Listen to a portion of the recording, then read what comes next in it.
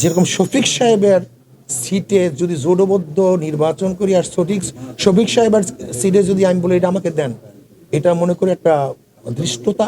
আসছে জাতীয় সংসদ নির্বাচনে আসন সমঝোতার জামায়াতের সঙ্গে দিন দরবার চলছে ইসলামী আন্দোলন বাংলাদেশের। প্রাথমিকভাবে একসঙ্গে ভোট করার সিদ্ধান্ত নিলেও মনোনয়নপত্র জমা নিয়ে দেখা দিয়েছে অসন্তোষ।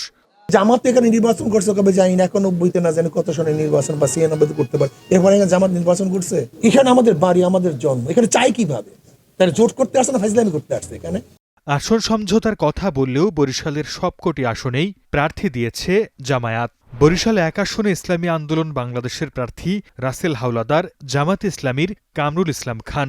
বরিশাল 2 আসনে ইসলামী আন্দোলনের মোহাম্মদ নেসার উদ্দিন, জামায়াত ইসলামীর আব্দুল মান্নান। বরিশাল 3 আসনে জামাতের প্রার্থী বরিশাল মহানগর জামায়াতের আমির জহির উদ্দিন মোহাম্মদ বাবর মনোনয়নপত্র সংগ্রহ করলেও দাখিল করেননি। তবে মনোনয়ন দাখিল করেছেন ইসলামী আন্দোলনের প্রার্থী সিরাজুল ইসলাম।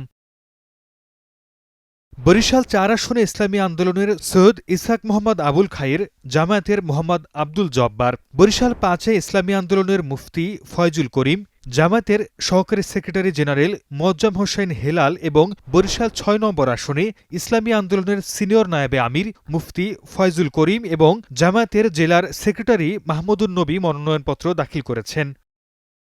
আসন সমঝোতার নিয়ে প্রশ্ন করা হলেও কৌশলে এড়িয়ে যান জামায়াতের এই নেতা। তার দাবি, এখনও আলোচনা চলছে। সময় শেষ হয়ে যায় নাই। দাখিল, বাছাই, প্রত্যাহার, আমরা আশা করি ভালোটাই দেখবেন ইনশাল্লাহ আপনারা। বরিশালের 6টি আসনে ৬২ জন মনোনয়নপত্র সংগ্রহ করলেও জমা দিয়েছেন ৪৮ জন। Desk report, star news.